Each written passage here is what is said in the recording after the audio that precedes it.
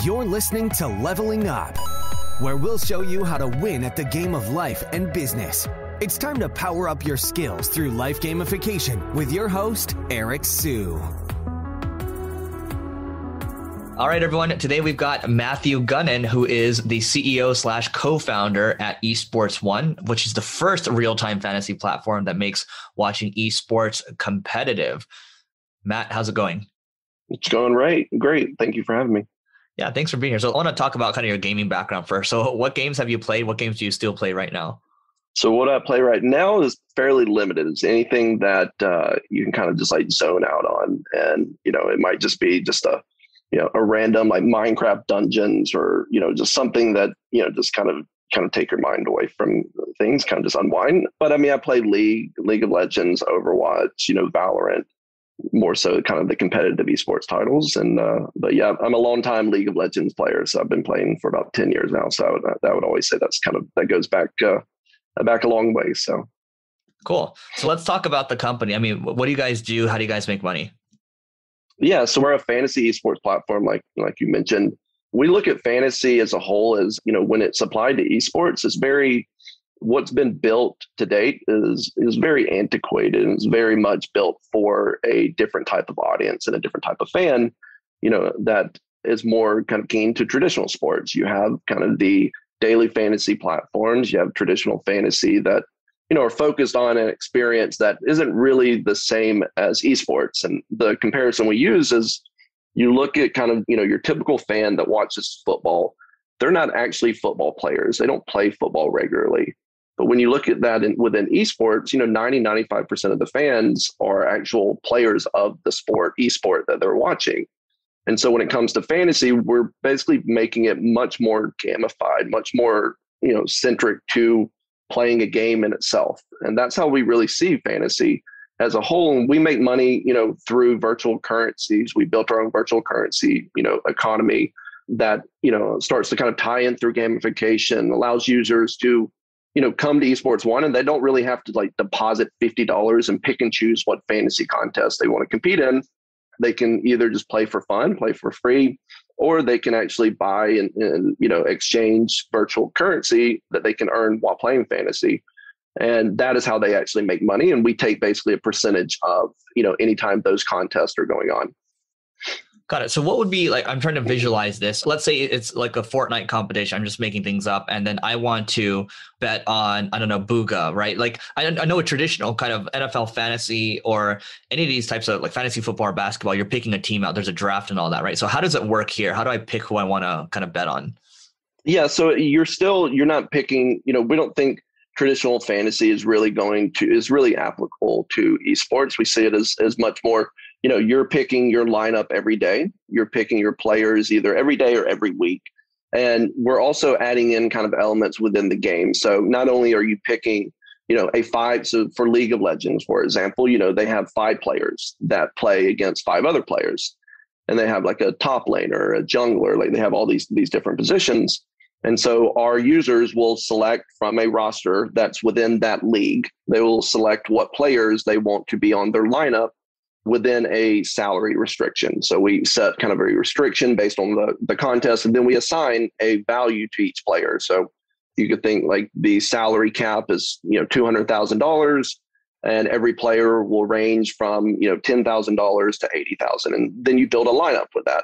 And where we start to kind of innovate on just the building of the lineup, and this is only one facet of it, is we start to incorporate some of the elements that are within the game itself. You start to, pick what characters are going to be played, and then you assign that to a player. And if that player plays that character, they get bonus points. You can start to add in, predictions during the game, who will get the first kill, what, objectives will be taken. And we start to make it a little bit more, we see kind of traditional fantasy is just a lot more of a crapshoot. It's a lot more, if you look at kind of the stats, the top 2-3% of people that play, daily fantasy, they win 90+% of the pots. And for within esports, like imagine that was your experience playing Fortnite, is every time you came into a game, there was only 2% of the people that you're playing against always won, and you were constantly being killed.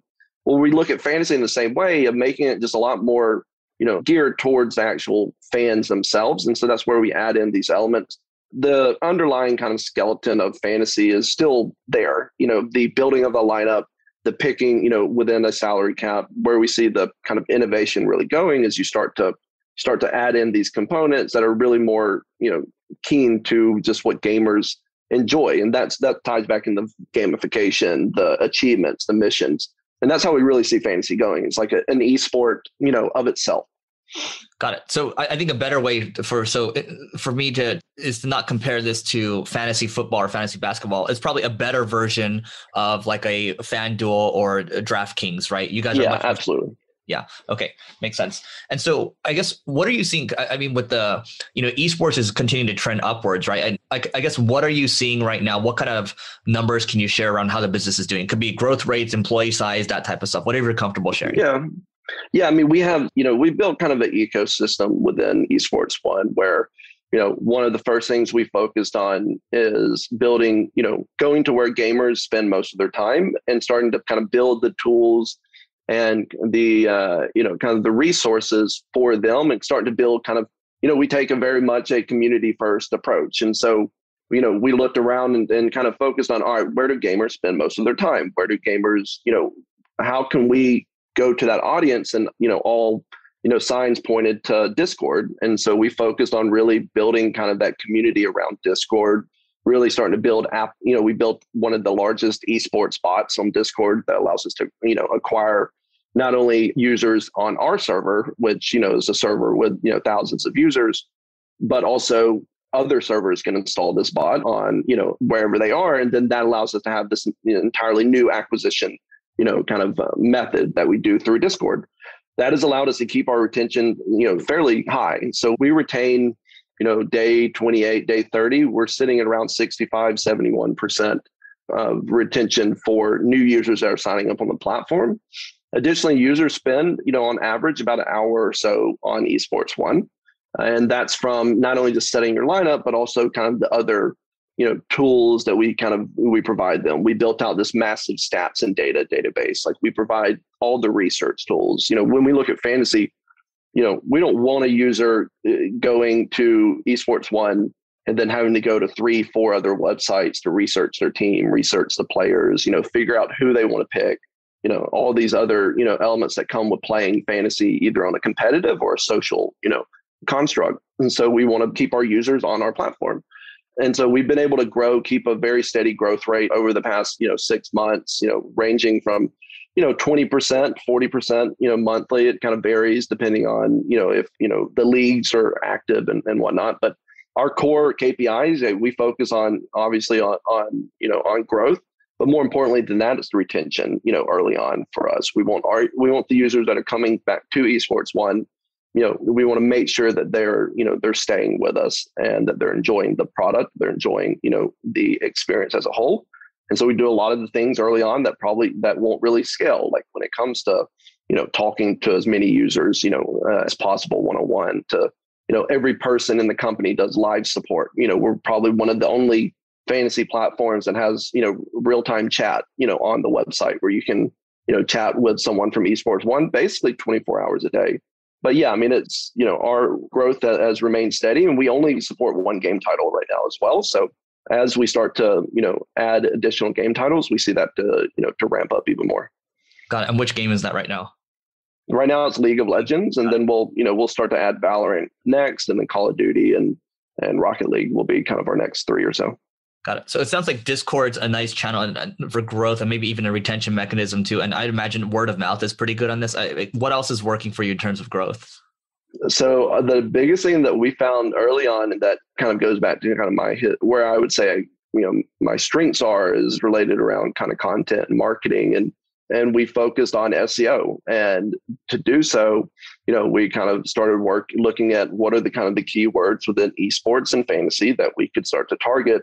And, that there's kind of a gap. And since we already have a domain that's esports1.com, it helped us, really kind of move up into the rankings. And so, we get probably 45% of our users come from just organic search, on Google. We rank number one, for, a majority of, the, combinations of esports, fantasy esports, and so on. And so we see a lot of, acquisition just, organically, and word of mouth helps, but it's largely a combination of Discord, Google search, and then we partnered with a number of brands within esports, and that also helps with acquisition. Got it. So now I want to talk about Clubhouse. So, pre-show, we were talking about how you do a room more or less maybe every night or so. And I want to talk about kind of, what you see in Clubhouse, what you've been doing there, because I can say for me, the first 2 months out of the year, I was spending maybe 30 to 40 hours a week on it. So it started to get pretty unhealthy. Now I've tapered it down to about 4 to 5 hours a week. So now my priorities are back in sync. So I guess, how are you looking at it? I did the exact same thing. So I had the exact same problem of spending, and the thing with Clubhouse. So I started, I'm sure we were kind of joined the app around the same time. I was, joined kind of, I wasn't like the first, group, but it was still back when it was on, what's the Apple development where you have to install. Yeah, Test Flight. So back when it was on Test Flight and you had to install it from there. And so right when they opened up clubs, they didn't have clubs originally. As soon as I did, I applied to get the esports club set up. And so I got the esports club set up. It allowed me to get about 20 or so invites. And so I started just inviting a bunch of people I had worked with that were within esports. And early on, I focused on, all right, this could be a new resource for, just helping esports grow, like helping bring more attention. Because everyone that I'm speaking with on the platform on Clubhouse, during the early days, they were largely, no one knew what esports was. And I would probably say when I joined, there wasn't anyone within the esports industry on the platform at that point. And so it allowed, not only myself and for, my company to find like this new, way to kind of just like bring attention, to ourselves and kind of bring awareness, but also to help, foster a growing environment for the esports industry. And so we started to really look at, what can we do to help better, this industry that I've been in for 15 years. And a lot of that was around kind of the, the diversity, inclusion side of it, bringing more attention to people of all races and colors and sexuality, being able to, feel comfortable coming into a room and talking about their experiences. And it kind of gave a new outlet for a lot of that. And I think that was sort of the onus early on, and still today, that kept me kind of glued to Clubhouse, every day, because I felt that it was actually doing something for esports. And I believe it did. And then from there, we've just started to grow kind of our, grow the presence on Clubhouse, having more shows, whether it's related to voiceover acting. We did Spanish and esports. So it's all, Spanish speaking discussions. We do those every week. Like we have, women in esports, and a lot of these type of just different shows, it's just helped foster just a new community, like a new community. And I, for one, I don't know if you've had kind of the same experience. I've made, relationships, connections that I never imagined that I would get these sort of results from Clubhouse, just the people that I've been able to meet and start to work with. And yeah, so, I've toned down the time I spend on it, but I also see it as sort of like, I'm not very good at Twitter. Like I'm just not very good at Twitter. I never have been. But I'm good at, I can ramble on about things for hours on end. And I feel like Clubhouse, provides sort of just a new form of, have you tried the new Twitter Clubhouse Spaces? competitor? Yeah, I've logged in a couple of times. Yeah. Do you think that's going to be better than Clubhouse? Do you see I think the problem with, so I love Clubhouse, but I think to me it's a feature, right? I think, Facebook's obviously copied them as well. I think, whoever has the users at the end of the day, they can just roll out any feature and cut the legs out from under Clubhouse. So I'm hoping that, the time we spend in Clubhouse doesn't go to waste. So I hope I know. But Twitter Spaces looks interesting to me. So again, but I feel like everyone's going to start to build out this feature. So right, yeah, it's just a matter of time, and and Twitter has the feature set, kind of the cool little integrations with Twitter and whatnot. So we'll see, but yeah, I agree. Hopefully Clubhouse continues to grow, and it's done a lot for myself, for my business, and I believe for esports as well. Do you think, from it sounds like what it's done for you is really, you've connected with influential people in the gaming world, and, from a kind of partnerships perspective, it's been helpful, but also just having those relationships, right? Well, it's allowed. So the thing, like I was in a room yesterday that wasn't esports related. It was all, it's basically every night there's like a new startup pitch, room where people are pitching their startups. And I was brought up on stage, not as someone to pitch, but someone that kind of just like, they had all these investors on stage that were giving, investor feedback, but there was no one on the startup side, on the other side of the table that was kind of pushing back whenever VCs were asking questions that, I've kind of experienced, whether it's, drilling someone on, telling them what valuation they're raising at and stuff. And so I came up on stage and I started basically taking the side of these founders that were pitching and kind of just advising them on, hey, like, make, these just little small things while they're pitching. And after that, I mean, I've connected with, 8 or 9 people that reached out afterwards that do, have all these different companies and businesses and, within not esports, but just within these ecosystems that esports as a whole could take advantage of. Like one of them is related to health and nutrition. One of them is related to like skincare for men, which is an actual pretty big issue in esports. They had no idea that that was a problem. They had no idea, like they didn't think esports, they're trying to build a startup around skincare for men, and they didn't even think about gaming and esports being an option. And now this is like, and there aren't any companies that are really doing that in this space. And so I think that's what Clubhouse has done. The biggest thing for myself and as well as the industry I'm in is it's allowed us to kind of open up and start to bring in these new waves of innovation into the industry and not just be solely reliant on the game publishers to build the foundations for innovation, but to start looking at these sort of these other sources of, companies, of organizations, of tools that can start to help esports grow. And that's that's the biggest thing I've gotten out of it, is just starting to meet people outside of esports that can help our industry grow. Got it. I love that. Cool. So I think, look, I'm going to continue to spend time in Clubhouse, just not as much. And I think it's probably the same for you. I think it's here to stay. And so just little touch points, right? You get to quickly decide whether like, and trust someone. So I want to talk about something else that's fun that you probably talked about on Clubhouse too, but NFTs, where are you with NFTs? How do you see this all playing out? So whenever NFTs are brought up in an esports room, everyone knows that's basically my obsession right now. I was actually thinking about it the other day, and I was, thinking like there hasn't been a new technology, whether it's blockchain like Bitcoin, but even just like, anything related to like new development, no code or, just like new development kind of code bases that has basically had me so just glued to researching, digging in, like really understanding what this can do and what the possibilities are as NFTs have. And so I've spent the past probably 3 or 4, months understanding every element of NFTs. And as an engineer coming from engineering, like there are a lot of things that I didn't understand, but I knew if I spent enough time, what I could learn. And what I see, the thing with NFTs is what we've seen with like Top Shot and some of these other platforms that are based around the Beeple, the $70 million, $69 million sale of art there.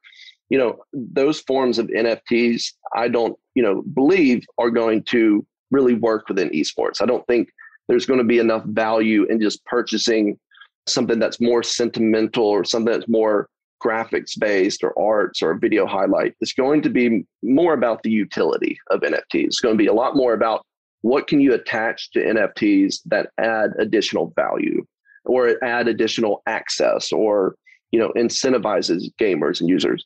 The thing that, just to kind of, say quickly, is the game publishers have already basically, all the big game publishers, they're not going to be supporting NFTs for, quite a while, I don't believe, 3-4 years. And so there's going to be a lot, and that means, you're going to have a hard time building any sort of, game title NFTs that might be of a character or even one of their pro players, because they won't allow it. So you have to look at what are the other forms of NFT, capabilities, and utilities are what we envision, that being. And so one way we're looking at doing this is on the NFT front, it's allowing users to basically buy NFTs as like a premium service, premium subscription. So if you own a certain type of NFT that, would give you access to, certain features or certain, Discord channels, and then you can essentially be doing things for, if you own that NFT, to increase its level, start to add gamification into it where, increase the value or kind of the properties of that NFT over time. And that ties back to fandom, that ties back to, like what you can do on various sort of fantasy platforms, or, like you'll start seeing teams start to release their own NFT as basically a membership token. And that gives you access to all these different giveaways. And so that's where our focus is looking at how we can start to incorporate the utility of these tokens and bring that to esports, but more specifically fantasy esports, start to create what we're calling kind of fantasy as a service. And I think that's an exciting part for where NFTs are going. It's, you run into a lot of there's a lot of still issues on the tech side right now that still have to be tackled, but the people we're talking to and working with, on the back end, we see some of those issues related to like gas prices and just the cost of minting NFTs and scalability. Those things will soon kind of be an afterthought in, a couple of months. And that's where you'll start to see it really take off within esports. Wow. Amazing. And so where can people go learn? I mean, how have you been researching about NFTs? Just for the beginner right now, where can they go kind of research? So honestly, the best way is to go to our Clubhouse website. We have a whole section on NFTs. There's a bunch of them out there. If you just go to esportsclub.house, then there's a section on NFTs that are in there, but under resources, I believe. But there's I don't know if you've heard of like Awesome List on GitHub, which are like all the different collections of different resources across all these different categories and businesses and industries. And someone recently put together this awesome list for NFTs. So if you just go on GitHub and search for Awesome List and then NFTs, there's a whole collection of just all of these different resources, and it's open source, so anybody can contribute to it. So I would suggest that as well as our Clubhouse page. Yeah. So the Clubhouse page is esportsclub.house/NFTs. And then there's all the resources on there. I didn't even notice that Mark Cuban wrote a blog post. I thought he hadn't blogged for years. So that's fascinating. Yep. Okay, great. That's cool. And I'm just curious, do you have any CryptoPunks? So I don't, no, never got in one. I almost did early on, but I've gotten more into like checking out like Decentraland. I have a couple of Top Shot highlights, but yeah, no CryptoPunks. Got it. Do you think you'll ever get one when the price drops? I don't know if the price will. I mean, I don't know. Do you have one?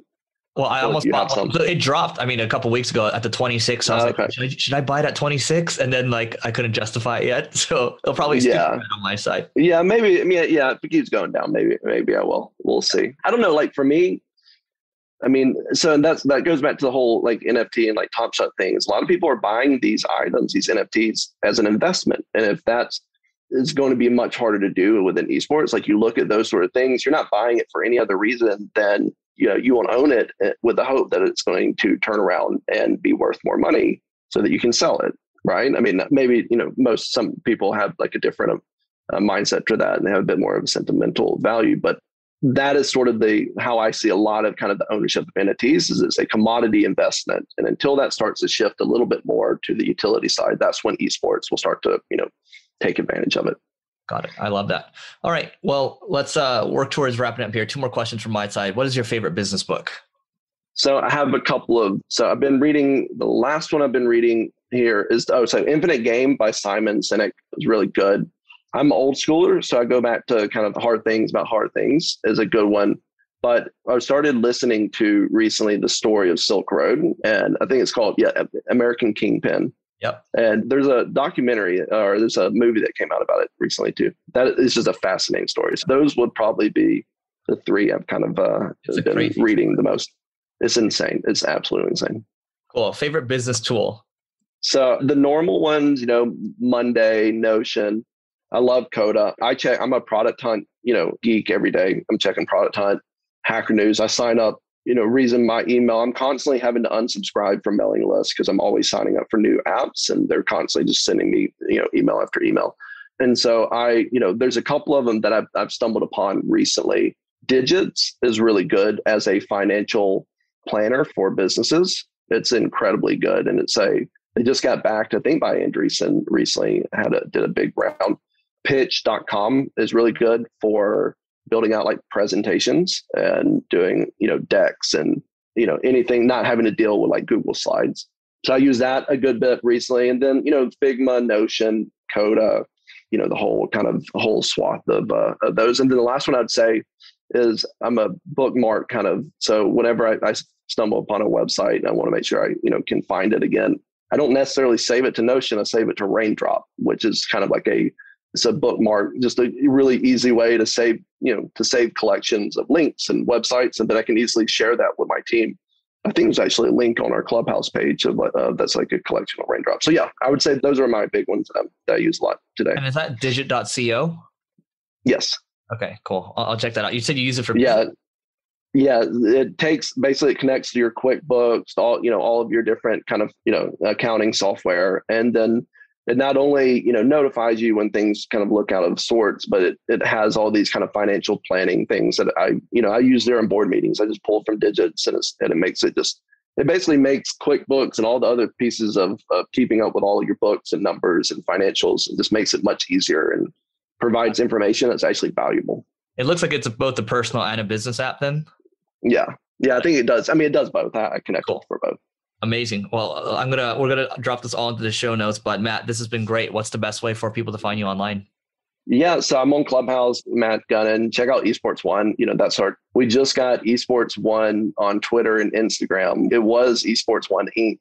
and INC, and we just got both of them recently. So just check out Esports One on Twitter and Instagram. And also want to say congrats on the book, by the way, on the book release. Appreciate that. All right, Matt, thanks so much for doing this. Thanks, Eric. You may have completed this level, but many more bosses await. If you're looking to level up in marketing or business, just go to singlegrain.com/leveling-up to get access to our individual and team training programs. That's singlegrain.com/leveling-up.